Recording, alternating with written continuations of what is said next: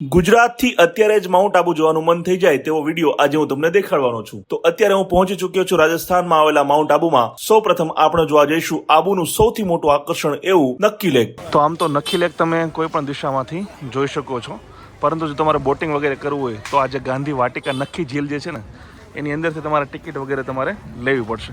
ચાલો એ જગ્યા પણ તમને દેખાડું. તો અલગ અલગ બોટિંગ વગેરે તમારે કરવી હોય તો ટિકિટ વિન્ડો અહીંયા છે. પ્રાઇસ તમને અત્યારનો કહી દઉં. પેડલ બોટના છે 200 રૂપિયા પર પર્સનના, શિકારાના છે 250 રૂપિયા પર પર્સન. શેરિંગમાં જશે તમારે. સ્પેશિયલ શિકારા કરશો તો પર પર્સનના 400 છે.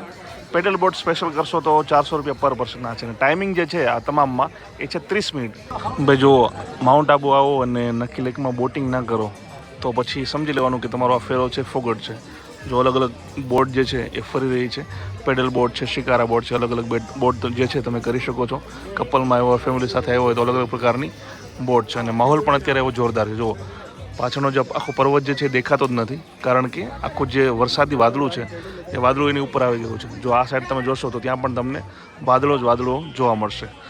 અડધી કલાક પહેલાં આખું જે નક્કી લેક છે એ પણ દેખાતું નહોતું. વાતાવરણ થોડું સાફ થયું છે એટલે અહીંયા દેખાય છે. બાકી પાછળની સાઈડમાં લગભગ 1 કિલોમીટર આગળ જે છે ત્યાં વિઝિબિલિટી લગભગ 0 છે. નક્કી લેકની આસપાસ તમારે કોઈ જગ્યાએ નાસ્તો વાસ્તો કરવો હોય રોમેન્ટિક વાતાવરણમાં તો જુઓ સરોવર રેસ્ટોરન્ટ છે સામે. એક રીતે જાણે નક્કી લેકની ઉપર જ બનાવેલી હોય એ પ્રકારનું આખું સ્ટ્રક્ચર છે. અને છે પણ એવું જ. નીચે જુઓ આખો જે એક બીમ બનાવેલો છે એની ઉપર આખું સ્ટ્રક્ચર જાણે કોઈ જહાજ હોય એવું બનાવેલું છે. ઉપર ગેમ ઝોન છે. નીચેની સાઈડમાં ઇન્ડોર પણ તમે નાસ્તો વાસ્તો જમી શકો છો. અને બહારની સાઈડમાં પણ ઘણી બધી જો સીટ વગેરે રાખેલી છે. ભાઈ માઉન્ટ આબુ હોય, આવું વરસાદી વાતાવરણ હોય, 25 ડિગ્રી તાપમાન હોય, બે જ વસ્તુ યાદ આવે. એક તો મેગી અને એક આ મકાઈ બાફેલી, લીંબુ મસાલો નાખેલી. 50 રૂપિયા છે આના. હવે જો આ નક્કી લેક છે અને ત્યાંથી આસપાસ જે 2-3 જગ્યાઓ છે એ તમને જણાવી દઉં. આ સાઈડ તમે જશો એટલે ટોડ રોક આવશે, એક ઊંચો પહાડ છે. અને ત્યાંથી આખું જે માઉન્ટ આબુ છે તમને જોવા મળશે. ખાસ કરીને નક્કી લેકના સુંદર દ્રશ્ય તમને ત્યાં જોવા મળશે. આ ઉપરાંત રઘુનાથ મંદિર એ પણ ફેમસ મંદિર છે આ માઉન્ટ આબુનું, ત્યાં પણ જઈ શકો છો. નેશનલ વાટિકા પણ આ બાજુ છે. અને આ તરફ તમે જશો તો ફેમસ ભારત માતા મંદિર જે છે એ તમને જોવા મળશે. દોસ્તો હવે આપણે ચડીશું નક્કી લેકની બાજુમાં આવેલો ટોડ રોક. એક નાનો અમથો પહાડ છે, પર્વત છે. અને ત્યાંથી મેં તમને જણાવ્યું હતું તેમ આખું જે માઉન્ટ આબુ ખાસ કરીને નક્કી લેક છે એનો સરસ મજાનો નજારો તમને જોવા મળવાનો. જો આ ઉપર પર્વત છે અને અહીંયાથી એના પગથિયા સ્ટાર્ટ થાય છે. દોસ્તો જ્યારે તમે આ ટોડ રોક ચડતા હશો ને ત્યારે વચ્ચે એક જગ્યાએ ગુફા છે. અને ગુફા વિશે એવું કહેવાય છે કે 1891 લગભગ 130 વર્ષ પહેલાં સ્વામી વિવેકાનંદ જ્યારે માઉન્ટ આબુ આવ્યા હતા ત્યારે અહીંયા જે સામે ગુફા દેખાય છે ને ત્યાં તેમણે થોડાક સપ્તાહ મેડિટેશન એટલે કે તપ કર્યું હતું, સાધના કરી હતી. જો અંદરની સાઈડમાં એક ગુફા છે. પહેલાં તો જે પ્રોપર ગુફા કહેવાય એવું એ ટાઈપનું હતું આખું, પરંતુ પછી અહીંયા જો એક દરવાજો બનાવ્યો છે, અહીંયા એક બારી બનાવી છે. અને આ ગુફા જે છે એને કહેવામાં આવે છે ચંપા ગુફા, ચંપા કેવ ઇંગ્લિશમાં. 1891 વર્ષ હતું. શિકાગો ધર્મ પરિષદમાં જ્યારે ગયા સ્વામી વિવેકાનંદ એની પહેલાં તેઓ અહીંયા આવ્યા હતા. અને લગભગ 4-5 સપ્તાહ સુધી તેમણે અહીંયા જ જે છે સાધના કરી હતી. જો તમે ટોડ રોક ચડતા હોય તો આ જગ્યા વચ્ચે આવશે, ત્યાં તમે એ જગ્યા પણ જોઈ શકો છો. તો લગભગ 300 જેટલા પગથિયા ચડી અને આપણે પહોંચી ગયા છીએ ટોડ રોક પર. જો સામે તમને દેખાય છે ને એ છે ટોડ રોક. અને પબ્લિક જુઓ તમે, આ શિખર પર લોકો પહોંચી ગયા છે. અને લગભગ 99% ગુજરાતીઓ છે જુઓ. અને પાછળ જે તમને દેખાય છે ધુમ્મસ એ બધા વાદળો છે. અને નીચેની સાઈડમાં તમને જો થોડું દેખાતું હશે એ છે નક્કી લેક. જુઓ વાદળો આવી ગયા છે, નીચેનું કશું દેખાતું નથી. આગળની સાઈડમાં માઉન્ટ આબુ શહેર છે એ પણ કશું દેખાતું નથી, કારણ કે વાતાવરણ જેટલું ધુમ્મસ ભર્યું વાદળ છાયું છે. ભાઈ થોડી ભૂખ લાગી ગઈ છે અને નક્કી લેકની બાજુમાં જ જય ભવાની વડાપાઉં, જે ગુજરાતનો ખાસ કરીને અમદાવાદનો ફેમસ વડાપાઉં વડા છે, ત્યાં આપણે આવી ગયા છીએ. ઓર્ડર આપી દીધો છે 2 વડાપાઉંનો, 40 રૂપિયાનો એક છે. ભાઈ અમે જે ઓર્ડર કર્યો હતો વડાપાઉંનો આવી ગયો છે. જો તમને દેખાડો નજીકથી, આ છે ગરમા ગરમ વડાપાઉં જય ભવાનીનો. એ પણ વાતાવરણ જુઓ, વરસાદ પડી રહ્યો છે, સામે નક્કી લેક, માઉન્ટ આબુ સ્થળ, મોજ પડી જાય એ મુજબનું આખું છે. જુઓ નાસ્તો કર્યા બાદ હવે સમય છે નક્કી લેકથી ગુરુ શિખર જવાનો. વરસાદ હોવાના કારણે ગુરુ શિખર તરફ જતો રસ્તો એકદમ સુંદર લાગી રહ્યો છે, જાણે કોઈ ફિલ્મ આપણે જોતા હોઈએ તેવો અહેસાસ થાય. તો આ ગુરુ શિખર જવાનો રસ્તો છે. ધૂંધભર્યું વાતાવરણ. રસ્તામાં એક જગ્યાએ ઝરણું, તાજું પાણી પર્વતોમાંથી આવી રહ્યું છે ને એનું ઝરણું છે. એ તમને નજીકથી દેખાડું. એકદમ સુંદર છે. જો મજા પડી જશે જોવાની. જો આ નાનો અમથો પુલ છે, આ બધું પાણી ત્યાં નીચે જાય છે. અને જે ઝરણું આવે છે ને એ જો અહીંયા ઉપર પર્વતોમાંથી આવે છે, કોઈ નદી નથી. માત્ર ને માત્ર ચોમાસા દરમિયાન જ આ પાણી વહેતું હોય છે, બાકી આડા દિવસે આવશો તમને નહીં જોવા મળે. એકદમ સુંદર દ્રશ્ય જુઓ. ધોધ જોયા બાદ ફરી આપણે ગુરુ શિખર તરફ રસ્તામાં આગળ વધ્યા. 15 મિનિટની ડ્રાઈવ બાદ આખરે આપણે પહોંચ્યા ગુરુ શિખર પાસે. દોસ્તો અત્યારે આપણે આવી ગયા છીએ ગુરુ શિખર પાસે. અહીંયા ગુરુ શિખર ચડવાના પગથિયા છે. આ પાર્કિંગ છે કારનું, આગળ જે છે ટુ વ્હીલરનું પાર્કિંગ છે. અહીંયાથી આપણે ચડીશું ગુરુ શિખર. ઉપરનો નજારો કેવો છે, વચ્ચે શું શું જોવા મળે છે આપણે તમને દેખાડીશું. ચાલો. જો ગુરુ શિખર ચડતા રસ્તામાં જે નજારો આવે છે ને ભાઈ, જો ધુમ્મસ એટલી છે અને અહીંયા છે અલગ અલગ સ્ટોલ જે રસ્તામાં આવતા હોય છે ને.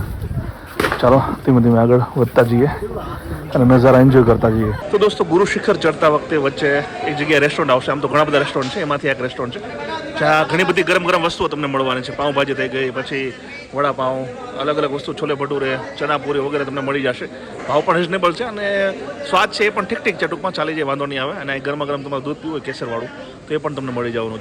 જો મેં જ્યાં નાસ્તો કર્યો છે ને એ જગ્યાનું નામ છે અપોલો રેસ્ટોરન્ટ.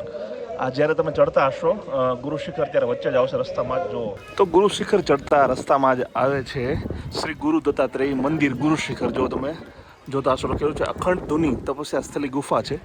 અને આ તરફ જો લખેલું છે ચરણ પાદુકા, ઉપર ઘંટા, અત્રિ ઋષિનું મંદિર અને સતી અનસુયા માતાનું મંદિર એ ઉપર તમને જોવા મળશે. દોસ્તો આજે શુક્રવાર છે, બાકી જો તમે શનિ અથવા રવિવારે આવશો તો તમને એટલી ભીડ જોવા મળશે કે પગ મૂકવાની પણ એ જગ્યા નથી હોતી. 99% લોકો ગુજરાતીઓ હોય છે. આજે શુક્રવાર છે, ભીડ ઓછી છે, જેટલા પણ પ્રવાસીઓ છે મોટા ભાગના ગુજરાતીઓ છે. જો આ ગુરુ શિખર ઉપર પોઈન્ટ અને સામે કેટલાક નાસ્તાના સ્ટોલ વગેરે છે, તમે નાસ્તા વગેરે કરી શકો છો. માહોલ એકદમ જોરદાર છે. દોસ્તો આ છે જે ગુરુ શિખર છે એનો ફેમસ ઘંટ. જો જે પણ લોકો અહીંયા આવે છે આ ઘંટ જરૂર વગાડે છે. પણ મેઇન વાત એ છે કે થોડા સમયથી અંદર જે ઘંટ વગાડવાનો જે મેઇન હોય એ કાઢી નાખવામાં આવ્યું છે. જો જે ટંકોરી હોય એ નથી, ટંકોરી લઈ ગયા. સામે ગુરુદત્તજીની જગ્યા છે, ચરણ પાદુકા, સામે શિખર શું નહીં દેખાય. જો ખાલી આ જે 30 મીટરનું આ જે ઝાડ છે તે જ દેખાશે તમને, એની આગળ કશું નહીં દેખાય. બાકી પહાડો છે જોરદાર.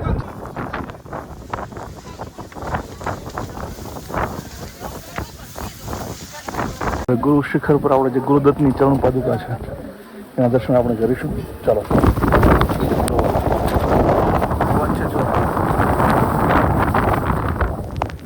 ગુરુ શિખર જોયા બાદ હવે આપણે જઈ રહ્યા છીએ અચલગઢ કે જ્યાં છે ભગવાન શિવનું સુંદર મંદિર. તો દોસ્તો અત્યારે આપણે આવી ગયા છે માઉન્ટ આબુમાં અચલગઢ, જ્યાં છે અચલેશ્વર મહાદેવનું મંદિર. જુઓ તો આ જે મંદિર છે ને એ મંદિર પરિસરમાં નાના મોટા અનેક મંદિરો છે. જુઓ આ બાજુ ઘણું ખાસું જૂનું આ મંદિર છે.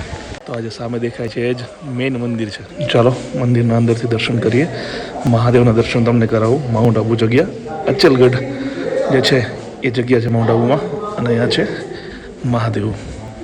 તો આ માઉન્ટ આબુની જે મેઇન બજાર છે, મેઇન જે રોડ છે, એમાં જે આકર્ષણનું કેન્દ્ર છે ને એ છે નખી લેક, જે સેન્ટર પોઈન્ટ એક રીતે તમે કહી શકો. અને ખાસ કરીને જે ગુજરાતીઓને જમવાની તકલીફ પડતી હોય ને એમને અહીંયા ઘણા બધા ઓપ્શન મળી જશે. જેમ કે ડોમિનોઝ મળી જશે તમને અહીંયા. આ ઉપરાંત જે આપણી ગુજરાતની જાણીતી બ્રાન્ડ છે ઓનેસ્ટ, એ રેસ્ટોરન્ટ તમને મળી જશે. સામે સંકલ્પ છે, જુઓ સામે તમને દેખાતું હોય તો એ સંકલ્પ છે. બાકી અવનવું તમારે ટ્રાય કરવું હોય તો ચોકલેટ રૂમમાં ચોકલેટની આઈસ્ક્રીમ વગેરે મળી જશે. બાકી ઓનેસ્ટ તો છે જ, જ્યાં પાઉંભાજી, સાઉથ ઇન્ડિયન વગેરે મળી જતું હોય છે. તો નખી લેક તરફ જે જવાનો રસ્તો છે એની બંને સાઈડમાં અનેક સ્ટોલ છે, અનેક દુકાનો છે, જે કપડાથી લઈ અને એક રીતે કહી શકાય કે ગિફ્ટ આર્ટિકલની વસ્તુઓ મળી જશે. ખાવા પીવાની રેસ્ટોરન્ટ જે છે એ મળી જશે. કપડાના સ્ટોર છે એ મળી જશે. જો લેડીઝ કપડાં છે.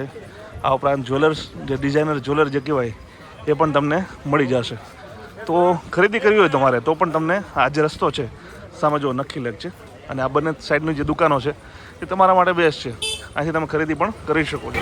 ભાઈ જો રાજસ્થાની રબડી તો અહીંયા માઉન્ટ આબુમાં બધે ખાતા હોય છે, પણ અમે ટ્રાય કરી ઘેવર રબડી, જોરદાર હતી. અને એક પ્લેટ જે છે એના 120 રૂપિયા હતા. જુઓ અલગ અલગ સ્ટોલ છે, એમાં કોઈ પણ સ્ટોલમાં જશો તો ગરમા ગરમ રબડી, જે ગરમ દૂધ થતું હોય અને એમાં મસ્ત મજાનું રાજસ્થાની ઘેવર, બેનું કોમ્બિનેશન મોજ પડી જશે. 120 રૂપિયા પર પ્લેટ છે. દોસ્તો આબુમાં હજુ દિલવાડાના દેરા, સનસેટ પોઈન્ટ, બ્રહ્માકુમારી આશ્રમ અને અર્બુદા દેવી સહિત અનેક જગ્યાઓ જોવાલાયક છે, પણ વધુ વરસાદ હોવાના કારણે આ જગ્યા હું ન જઈ શક્યો. જો તમે આબુ જાઓ તો આ સ્થળોની મુલાકાત પણ જરૂર લેજો. દોસ્તો વિડીયો તમને પસંદ આવે તો લાઈક અને શેર કરો, અને આવા જ વિડીયો આગળ પણ જોવા માટે અમારી ચેનલને સબસ્ક્રાઇબ કરી લો. જય જય ગરવી ગુજરાત, જય હિન્દ.